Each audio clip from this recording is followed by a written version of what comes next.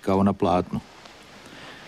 Vjeruje se da je to tkanina maknuta s lica prije nego što je tijelo umotano u platno. The cloth was running away from danger. It was always just ahead of the invaders, just escaping, always going further north to the safer places. And this is where it stayed. This was the safest place in Spain during the Moorish invasion. Ono je svoje putovanje počelo godine 614. kako bi pobjeglo pred navalom perzijske vojske. Prvo je odneseno u Aleksandriju i onda više puta zapadno duž Afričke obale, sve dok nije stiglo do Toleda u kršćanskoj Španjolskoj. Kad su 711. Mauri počeli osvajati Španjolsku, Sudarijum je krenuo još dalje na sjever, u planine gdje je skriven u špilju.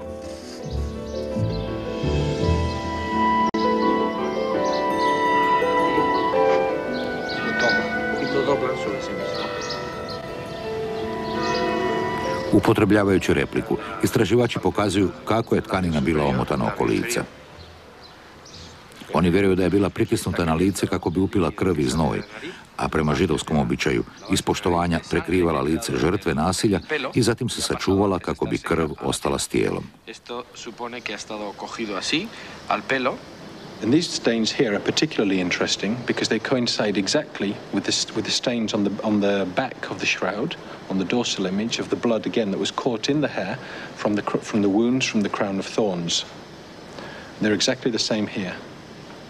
Novija video analiza doktora Wengera otkriva znakovite sličnosti između sudarijuma i platna. Here is the shroud face superimposed on that of the sudarium. Blood stains, that's the most marked one, and one of the easier reference is this blood stain right here. Dropping down to the area on the nose, as we see congruence down here, and as we shift into the hair here, we can see again congruences of these blood stains. Krvna grupa na tkanini izovijeda jest AB. Ista je krvna grupa nađena i na platnu. We know for a fact that the sudarium has been in Spain since the 7th century. This in itself undercuts the shroud's carbon dating by at least 600 years. The Book of Testament, which is here in the cathedral, takes the sudarium even further back, and we believe that it takes it all the way back to the 1st century, that it was one of the burial cloths of Christ, or used just before the burial.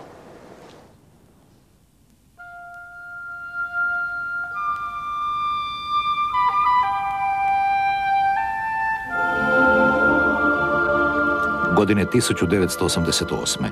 ugljikov test pokazao je da platno nije starije od 600 godina. Tako se činilo da je to kraj znanstvenog istraživanja tkanine. Mnogo je teorije izneseno o tome zašto ti testovi nisu točni, ali to nije uvjerilo mnogo znanstvenika.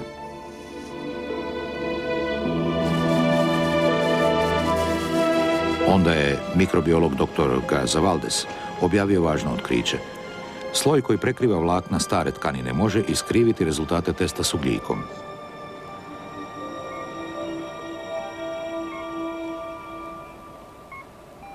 Godine 1966. testirao je nova vlakna s platna i našao dovoljno tog pokrivala da značajno iskrivi rezultate testa s ugljikom. Fizičar dr. Harry Gove izumitelj je suvremene tehnike testiranja ugljikom.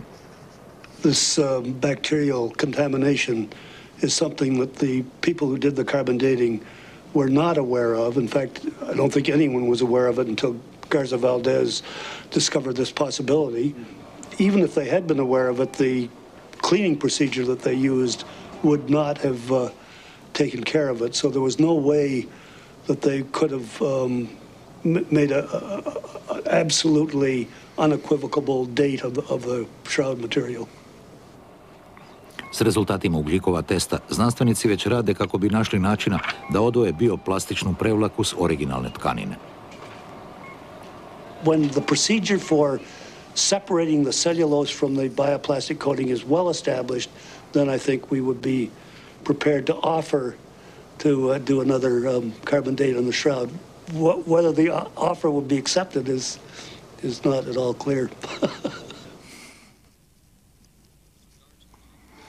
U vezi s testiranjem ugljikom postoji još jedan činitelj koji bi, da je pokazao, definitivno zanijekao rezultate, a to je zračenje.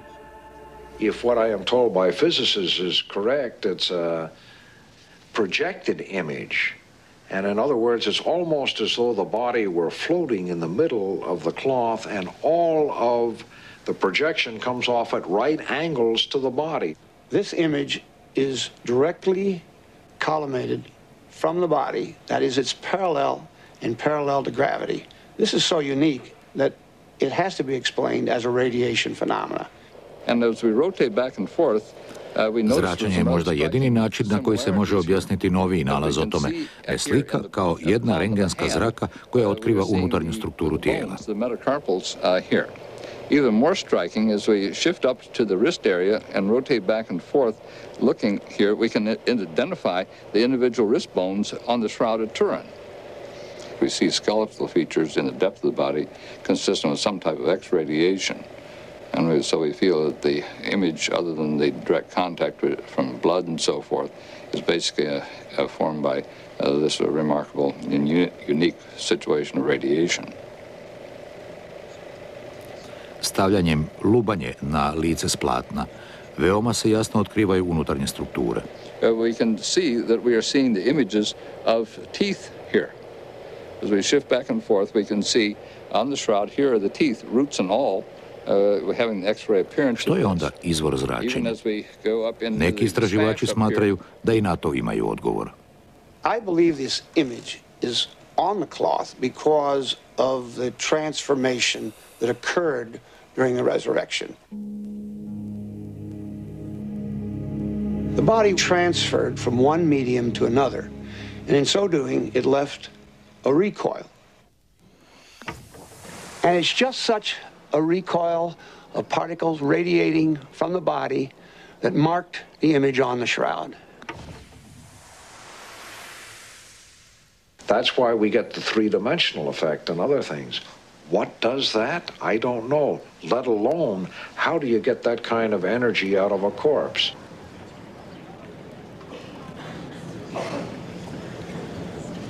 We will never know if the image on the cloth is Jesus. The fascination itself, though, with the cloth is that it links us, everyone, to a death. The death of a person. This shroud is symbolic of the big issues of life after death. Is there a world afterwards? What is the meaning of the shroud? I don't think it's essential to anyone's faith. But in that same chapter 20 of the Gospel of John that describes its discovery in the empty tomb, we also have the story of the doubting Thomas. I think there's still a lot of folk around in the 20th century whose spiritual birth certificates are from Missouri. You've got to show me.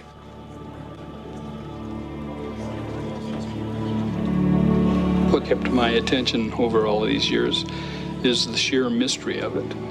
I feel that there are clues on the shroud that have not been revealed yet, have not been made evident and clear to people that will tell the story of the shroud and how it came to be. I knew people were going to ask me whether I had any great religious experiences or anything like that. So I sat down about 3 o'clock in the morning, and very quiet, there weren't anybody around, and looked at the shroud and said, okay, how do you feel? What do you feel? No, I had no great religious experience. I didn't, But the one thing that kept really sinking into my mind was looking at the face as opposed to the body. The face has a very serene, peaceful look. And the body is terribly beat up. The two just don't go together.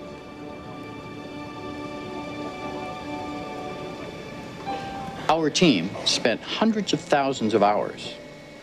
And after that period of time, remembering that our primary goal was to go and determine how the image was formed, came back with nothing. Could not answer that question. So in essence, we can tell you what it's not, but we cannot tell you what it is.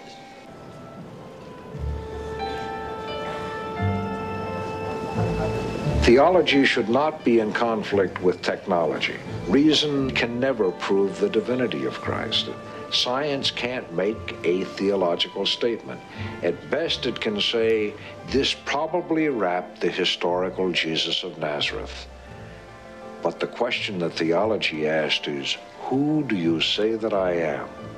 No scientific laboratory can answer that one. It's still up to the individual to review the evidence and decide for him or herself just what the Shroud of Turin really is.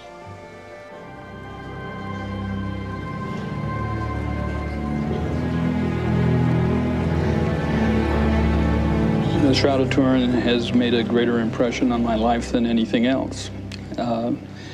It's kept my total attention for over 20 years. I'm not through with it at this time. I expect that it'll be the major focus of my attention the rest of my life.